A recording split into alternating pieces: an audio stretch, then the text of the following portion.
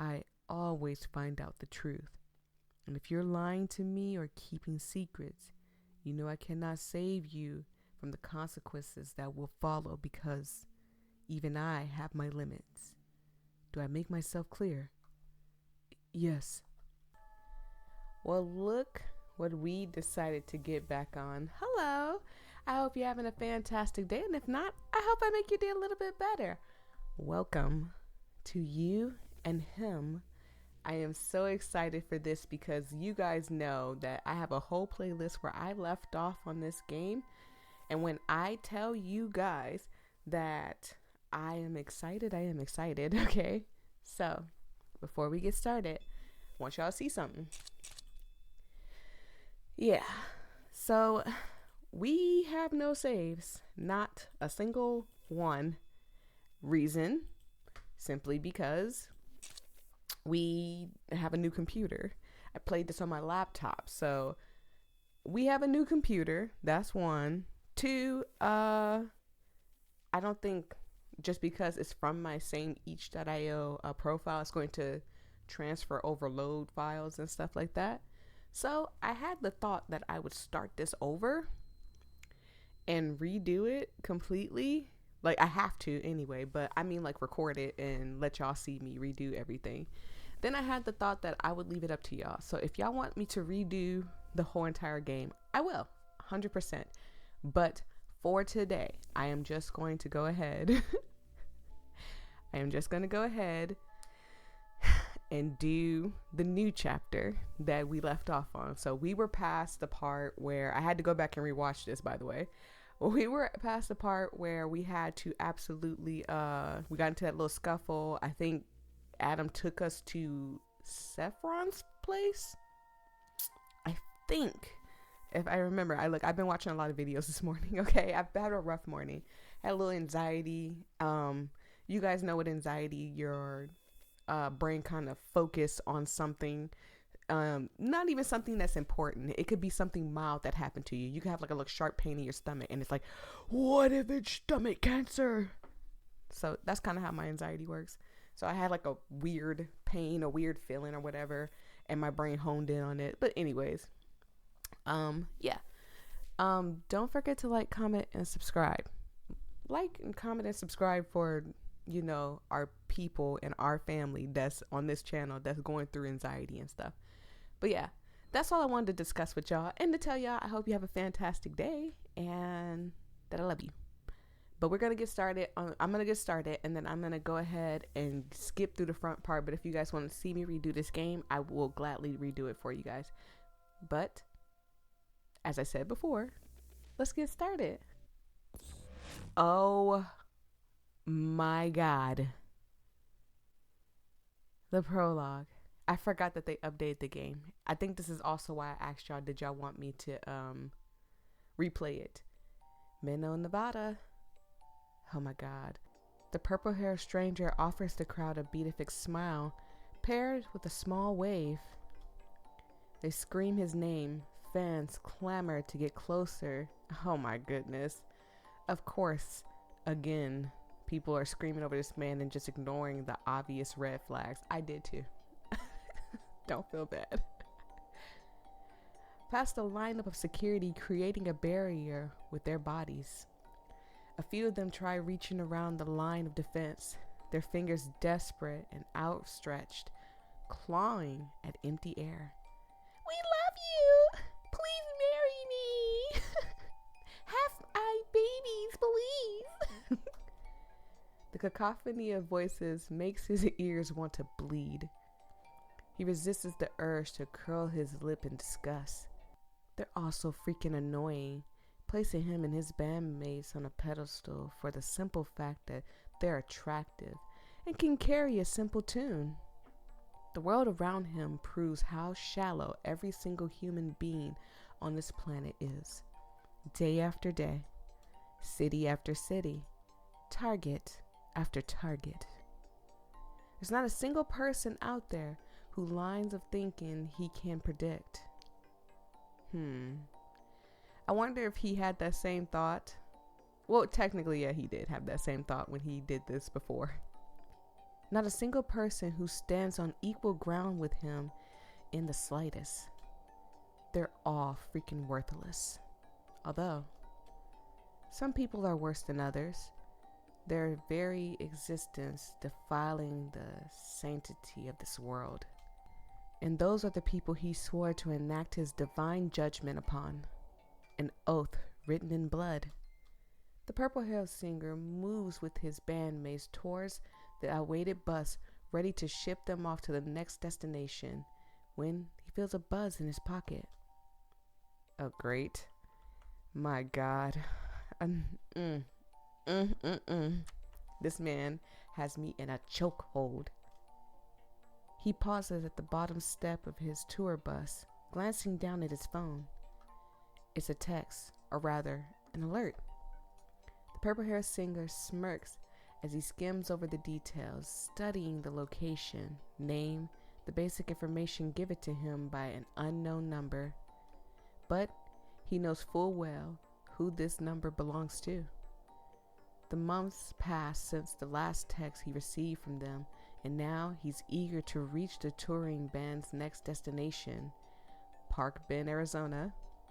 He hides a vicious smile as his bloodlust rises like a tide. Hush, phone. Don't you see we getting into this story and you gonna get loud like that? How dare you? Whew, phone is rude today. Hey.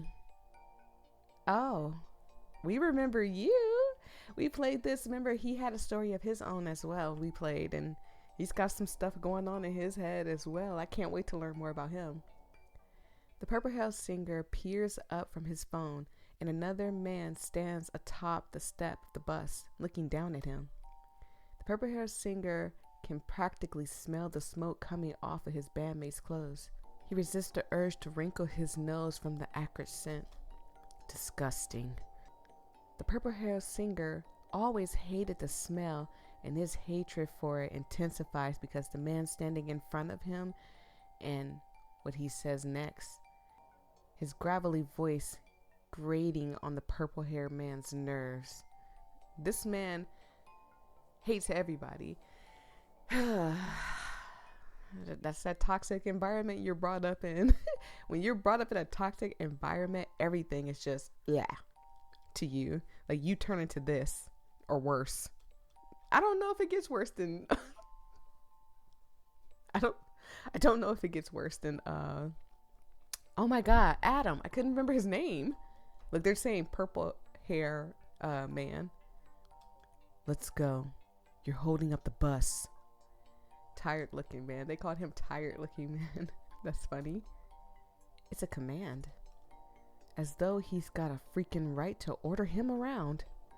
The purple-haired singer withholds the snare, knowing full well they've got an entire audience behind them, and he can't let his mask slip. Not until they're on the move again.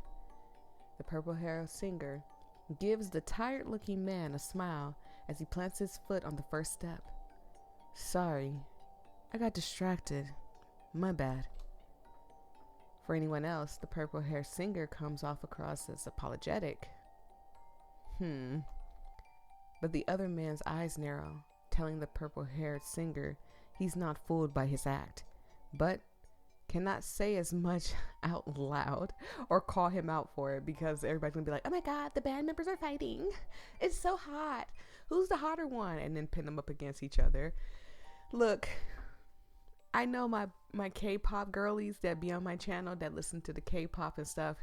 Some of y'all be like that. Don't be the toxic K-pop people, okay? I'm gonna judge you.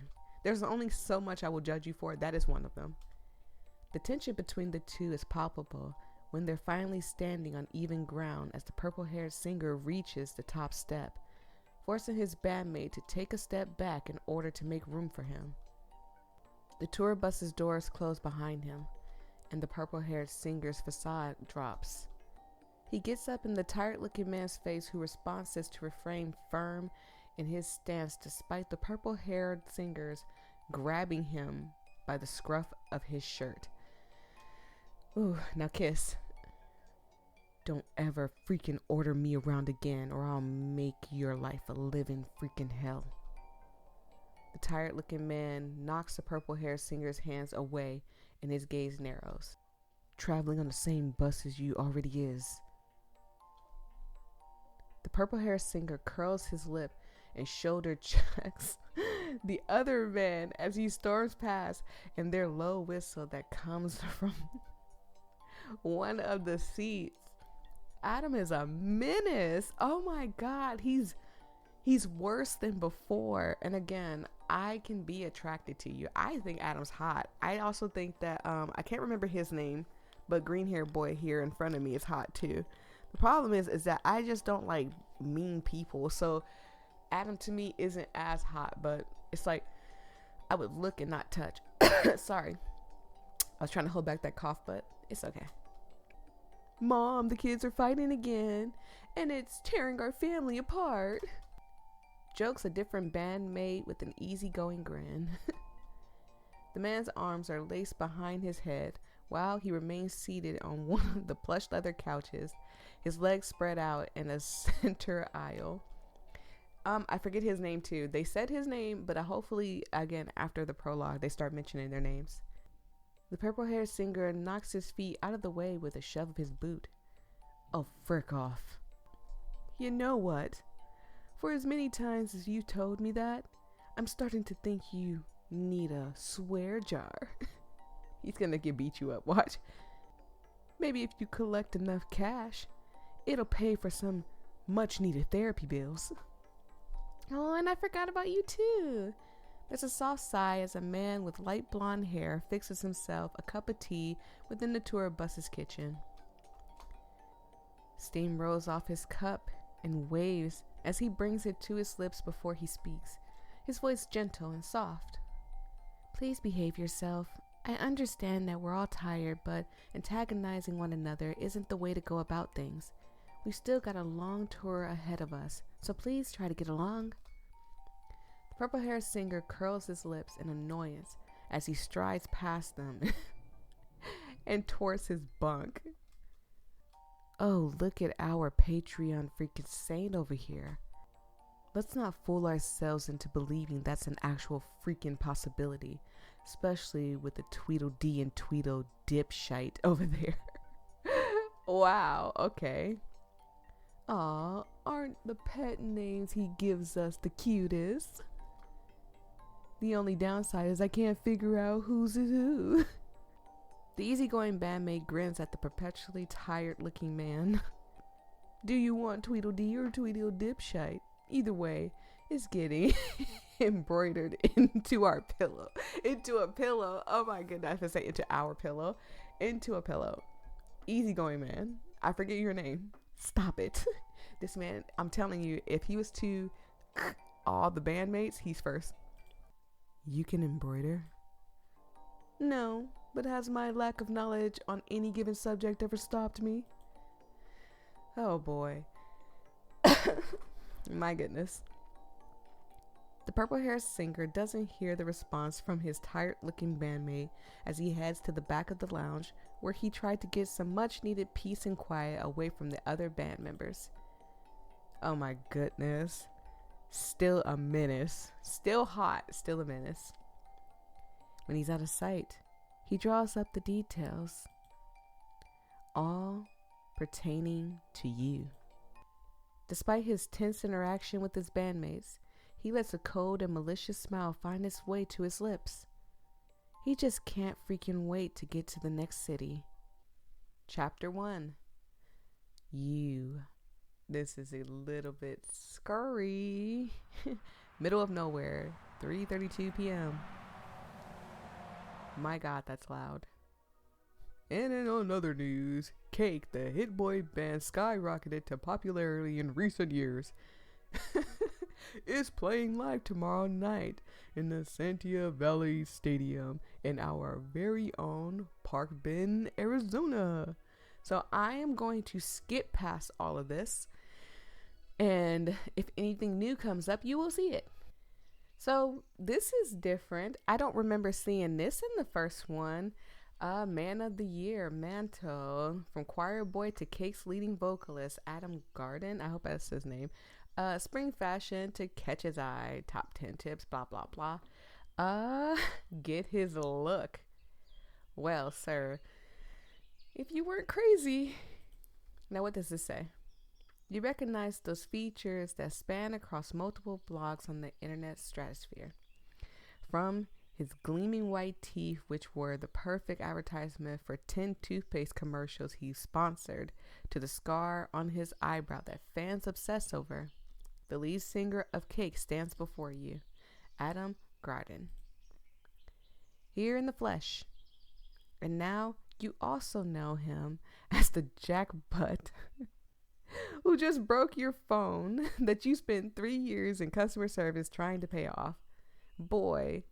So we've already done most of this before. Like I said, if something different comes up, I will absolutely tell you guys, or I will go through it anyway, because like I said, I'm gonna try to get all the endings. I think I'm gonna try to get all the endings, but as far as we know, this is all still the same. He was stranded, hitchhiking because he quote unquote got hurt.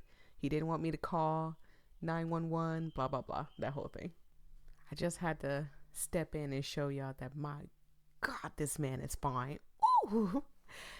Oh, he is just, oh my goodness, he looks better than before. All right, let's continue. Oh my God, this picture still creepy, but it looks so different.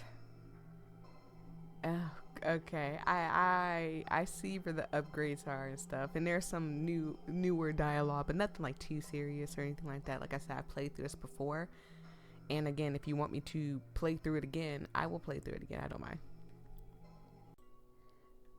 So listen, I don't remember this picture, but my God, he looks so good, scary and good, all at once, and then it changes too. So, cause he had a normal face on, and I'll scroll back so y'all can see from what I read. Yeah, see, his face was normal at first, but that switch up, oh my God, amazing. I am enjoying rereading this again. This man still gives me the heebie-jeebies. Ugh. Hot, but scary. So I've been trying real hard not to mention it, but sir, you got them buttons on you. And in every clip, every time they're out, they're hard as a rock, sir. What are you doing? Rubbing ice on them before you get into frame? What is happening? God. Okay.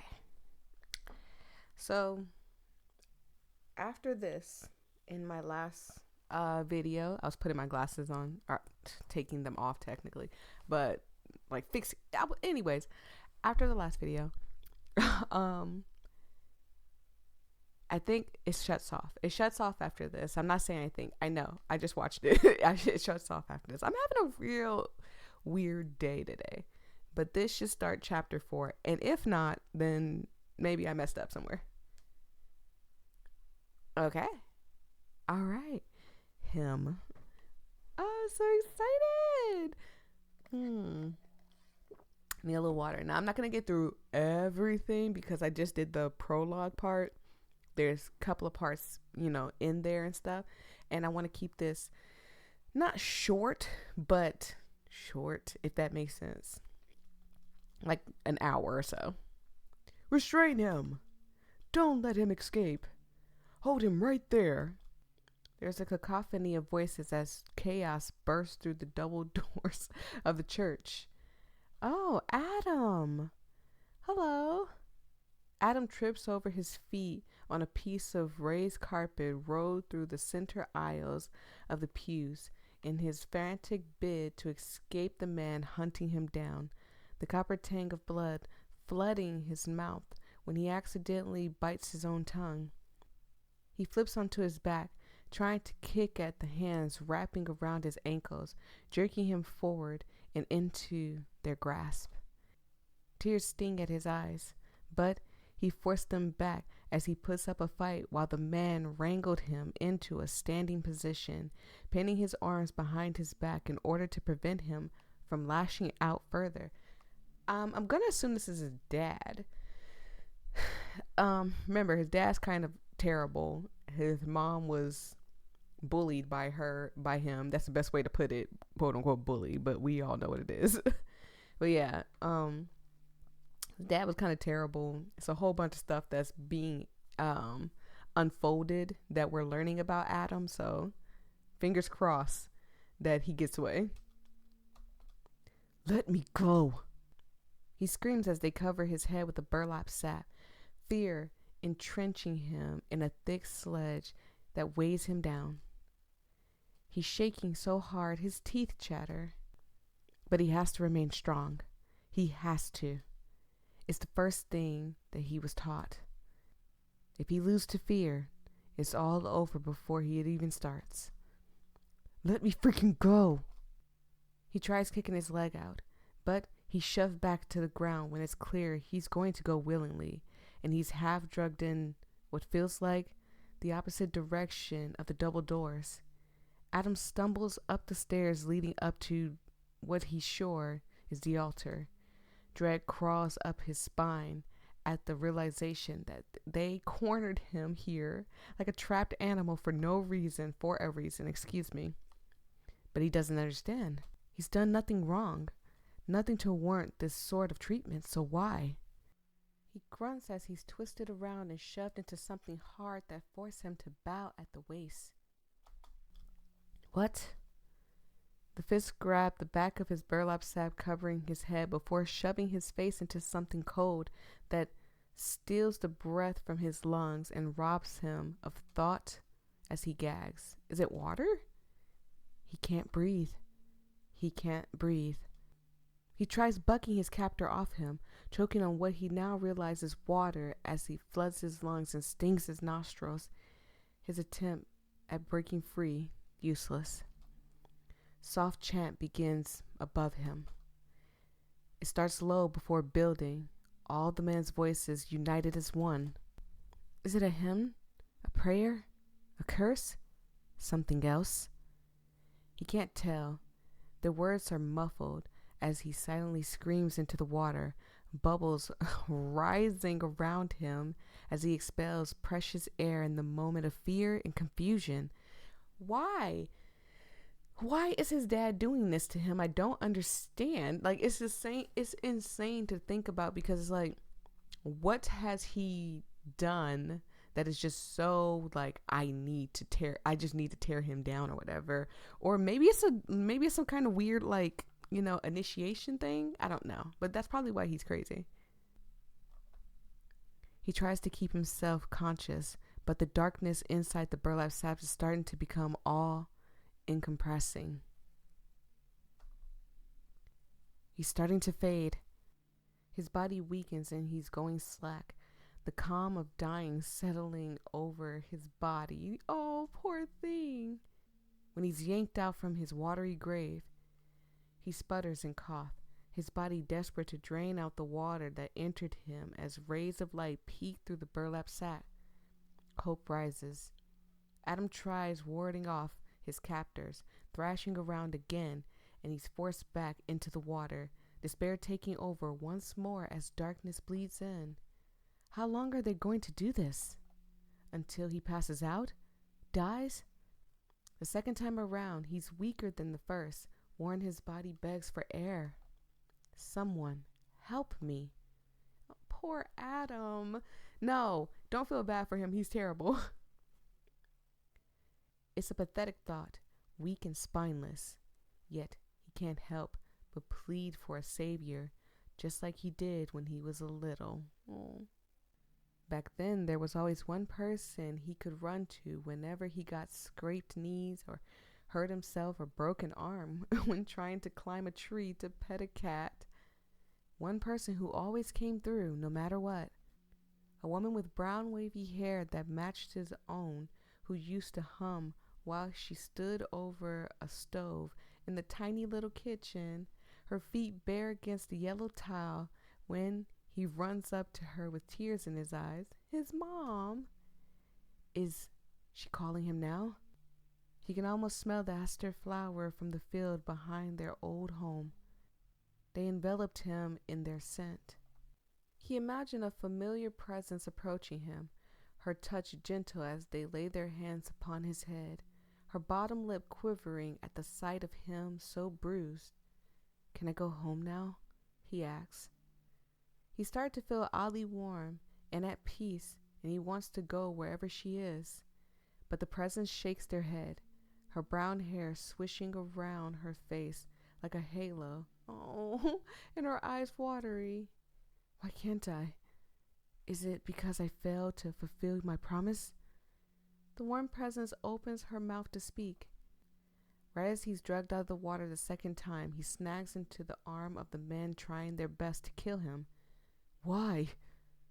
He chokes out, water gurgling from his lips. Why are doing this? The men don't answer. Instead, a new voice chimes in, their footsteps echoing as they came into position on the opposite side of the altar, their shadow causing a shift in light through the burlap sack. Because, the newcomer says simply, this is one of the punishments for complete disobedience. Adam freezes at that. He recognizes the voice. He'd know it from anywhere. He tries calling out, begging for him to stop because he gets it now. He understands. But before he can, he's submerged once more, the salt of his tears mixing with the water as he cries, lost beneath the surface. Oh no. This is making me sad. Long story short, I'm going to make this short, like really short. Listen, I drowned once. I drowned completely, like unconscious, not breathing, drowned. I died. My cousin saved my life, brought me back. All I can remember is the sheer pain of it. I can only understand if you were caught in a situation like this, that you would feel like you're about to die. I can understand that because I've experienced it before. It is very painful trying to take breaths and only getting to swallow water. I've drowned in a pool though. So imagine drinking water, chlorined water with 50,000 people in it because it was a bunch of kids and stuff all around and stuff. And that's the only reason why they knew I fell into the deep end and drowned. So I'm just saying, this has got to be the scariest thing. And I wouldn't wish this on anybody. Poor Adam. But it's hard to feel sad for Adam when he does the things that he do. His voice stripped from him as he's held in place and the world goes dark once more.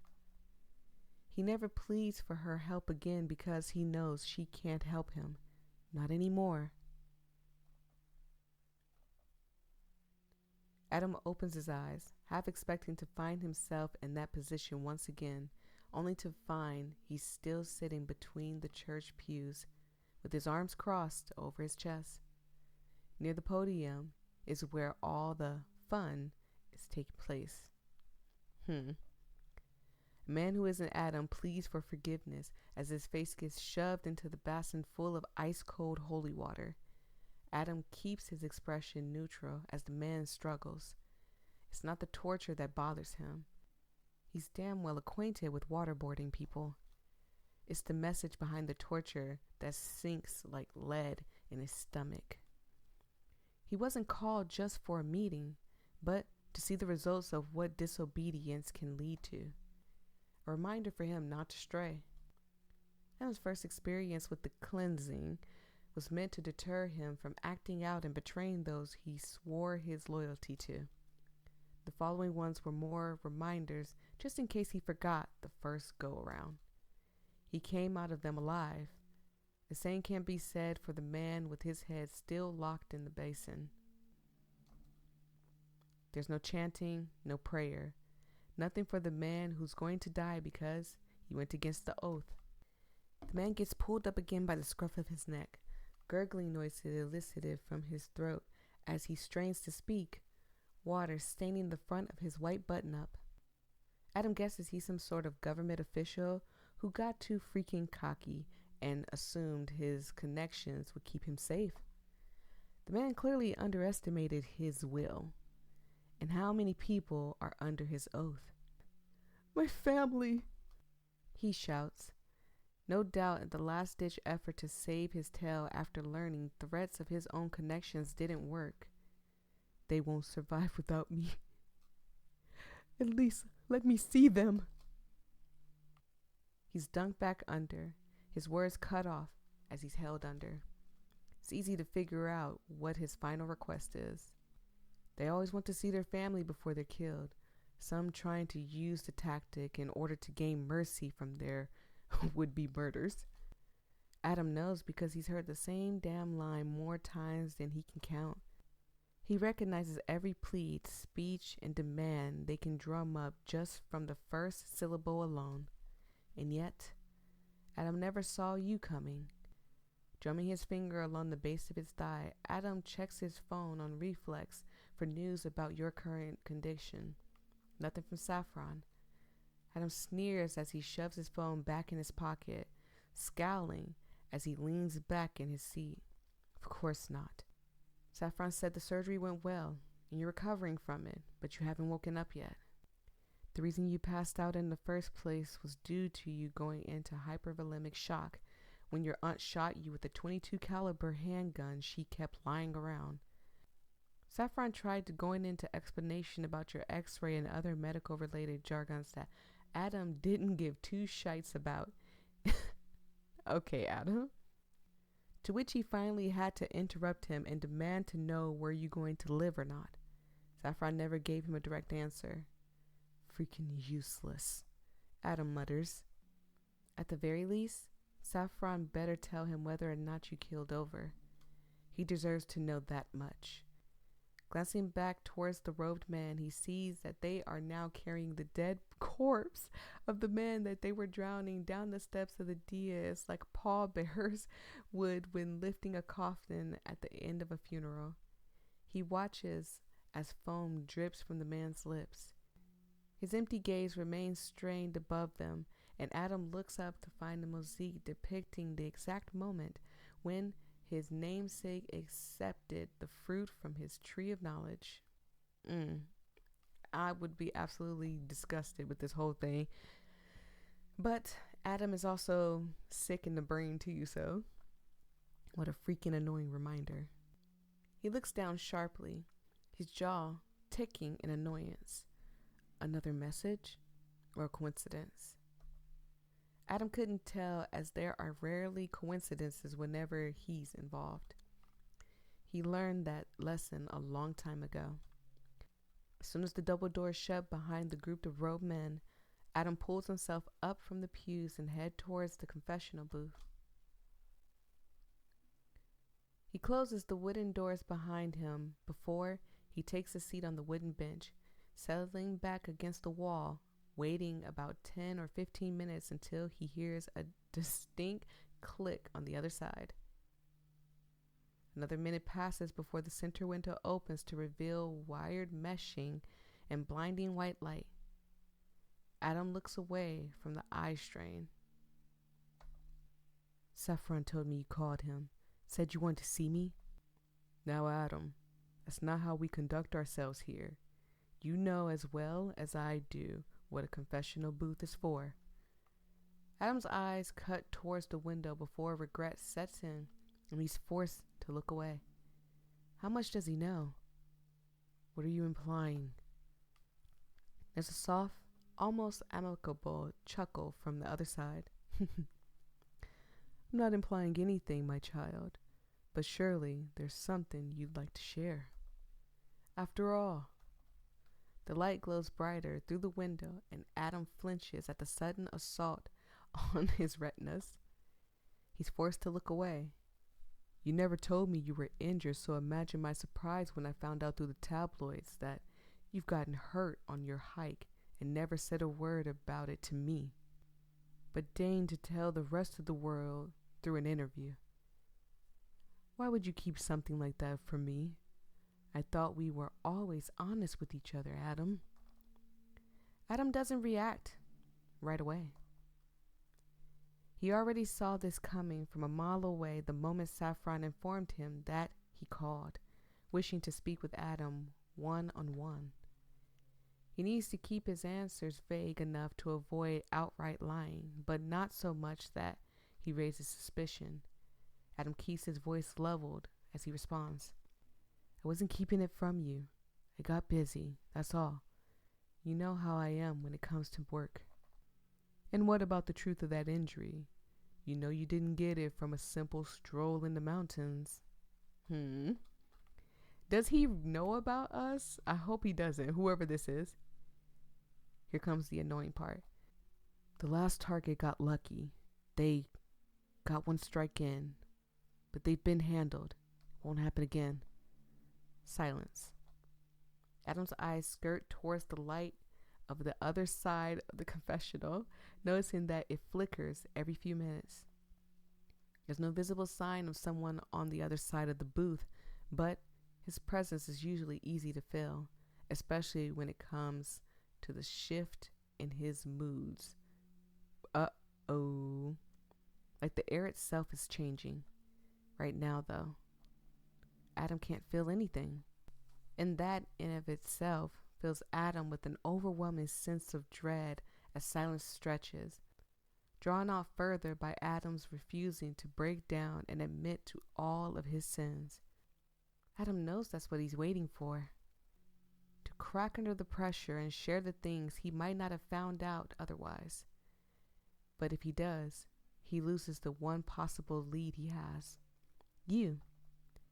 So Adam bites his lips so hard, he tastes the tang of blood on his tongue. When it's clear Adam refuses to budge, there's a soft tap. Uh-oh. What's the tap? It wouldn't let me go. I pressed the button like 6 times. Coming from the other side of the confessional booth, the rhythm reminds Adam of the dripping water, and he's reminded of the cleansing he witnessed earlier, of the water trickling from the dead man's parted lips as he stared up into the void that comes with death as the robed men carried him off. Adam swallows hard, his breath coming quicker. He's shaking so hard, he's almost certain he can sense Adam's building dread and looming guilt. Still, Adam keeps quiet. When he speaks again, there's only cold detachment, devoid of any concern or warmth, as he prods further. And how exactly did they manage to get lucky? No one's ever pulled the wool over your eyes, so I find it hard to believe there isn't more to what happened. Free yourself of this burden you're carrying, Adam. Tell me what they did. I don't understand why it's so freaking important if I already told you I've taken care of it. Language. The hiss of that single word makes Adam flinch. You know I loathe that sort of vulgarity. You will not utter such words in the presence of the Lord. I know. I'm sorry. If you're sorry, then answer my previous question. I only ask because I worry about you, my child. And just like that, his earlier warmth returns, just as quickly as it left. You trust me, don't you? I've proven myself to you, haven't I? I care for you, shelter you, done everything in my power to give you the push you need to get to where you are today. I know. I didn't have to, could have abandoned you, walked away, and let you rot. But here I am, trying to understand you. Let me understand you, Adam. Adam closes his eyes and lets his head fall into his hands, his fingers carding through his hair. He should tell him. No, Adam, don't tell him. He needed to tell him. About you and how weak and impulsive and stupid he became whenever you were involved. How much that single freaking kiss changed everything for him. How it haunted him. How he almost tried to kiss you again till you got interrupted. How he almost gave in. He should admit to his weakness and be done with you, but he needs you. And if God were to discover Adam's reluctance, No matter the reasoning or the excuses, he knows for a fact God would order him to finish the job. You could hold all the answers that Adam needs and God wouldn't care because Adam took an oath to obey his will and would argue that your continued existence would only taint him further and distract him from extracting that information. He's got a point though. If he told him everything, told him how y'all kissed, how he couldn't finish the job because he felt something or whatever the case may be, how he's trying to mask it as if it's just I need this information from you, blah blah blah or whatever, he would know. If he broke down that badly, I'm sure he could read Adam like a book. You already did it once, so what's to stop you from doing it again? He knows God would force his hand as a means to protect him from himself and these shameful feelings. But Adam already made up his mind. You're staying alive for as long as he freaking needs you. I got careless and cocky. I underestimated them, and they grabbed a hold of the knife to use against me. That's all there is to it. So nothing inherently special about what they did other than you underestimating them? Nothing at all? Adam doesn't answer. Allow him to fill in the blanks for himself. I see. Very well then. The soft tapping sounds halts, and Adam hears the rustling of robe. You may go, but remember this, my child. Dread swells inside Adam as God delivers his final message. I always find out the truth. And if you're lying to me or keeping secrets, you know I cannot save you from the consequences that will follow because even I have my limits. Do I make myself clear? Yes. He tries to keep the tremor out of his voice. Are you certain? You don't sound as confident as you normally do. Yes, Father, I am certain. You are free from your sins. By God's will, you may go. Boy, the toxicity in church. I haven't been to church in years, but the last time I went, I was young. I was bought a dress by a member in the church. They thought I was so pretty, and they're like, "Oh my God, you're so pretty.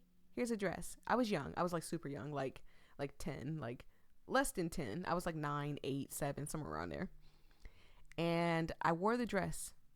I think she didn't play like out the fact that I was young, but I was tall for my age. Not tall, like I'm okay. So for the new people, I'm 5'6". For the people who's been here, we we always tell this lie. I'm 6'5". Okay, that's what y'all tell people in the comment section, that I am 6'5". So anyways, the dress she bought me was a little too short, and it wasn't showing anything, but it was a lot shorter than what you would perceive as a church dress. And when I tell you I got made fun of in the most politest way possible.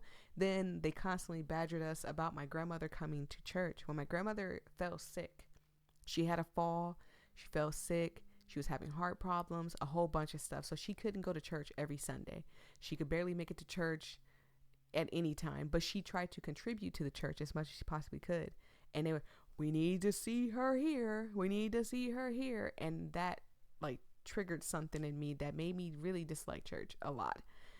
At least, like, I don't hate church, right? I just need to find maybe a better church. I don't know. Like, I haven't been in years, so let's continue. Then you are free from your sins. Okay, we already read this. Adam forces himself into a stand despite his shaking legs before he rips open the door and tries to remain calm as he exits the repurposed church, keeping his eyes trained forward. Adam, please, keep yourself together. He refuses to take another look at the mosaic that mocks his own struggles from above. By the time he reaches the rental car, he collapses into the driver's seat. He's breathing so hard, his breath coming in quick pants as he rests his forehead against the steering wheel, one of his hands clutching his shirt like he's searching for his lifeline to keep him grounded. Excuse me, I almost coughed. Give me a second. Okay, sorry. I didn't want to cough in your ear. I try to cut out as much coughing when I'm having an issue with that. So if you see some jump cuts, I'm having an issue with my throat being scratchy and dry today. It's sinus. Don't worry about it. I'm good. He needs to leave before anyone sees him. To panic is to admit guilt, and he is panicking. In the middle of his struggle, he feels his phone buzz, and he reaches for it with trembling fingers before grinding out a "What?" As soon as he answers, the other end stays quiet before Saffron's voice falters through. I see that you met with him, but I'm calling to inform you that they are starting to wake up. Adam's breath catches. Finally, some good freaking news. I'll be there. He hangs up before taking another minute to collect himself as he starts the car. Adam spots a shadow in the window as his gut clenches. Oh boy, please don't tell me he followed me out here. But he doesn't have time to discern whether or not he is standing there, watching Adam every move. This gotta be his dad. I don't remember what happened to his dad, okay?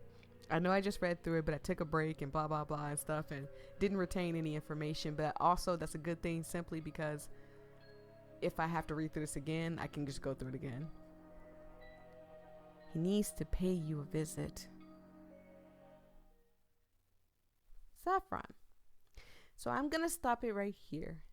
Not because it is like getting long or anything like that. Just the simple fact that I want to shorten it as much as possible and put in little episodes, you know, little nostalgia thing. And plus, a lot of us don't have time to watch an 8-hour video, a 5-hour video, whatever the case may be. So thank you guys so much. I truly appreciate it. Please stop by again and watch the second episode. There will be a second episode of this.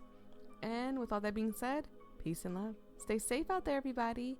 I love each and every one of you. Bye-bye.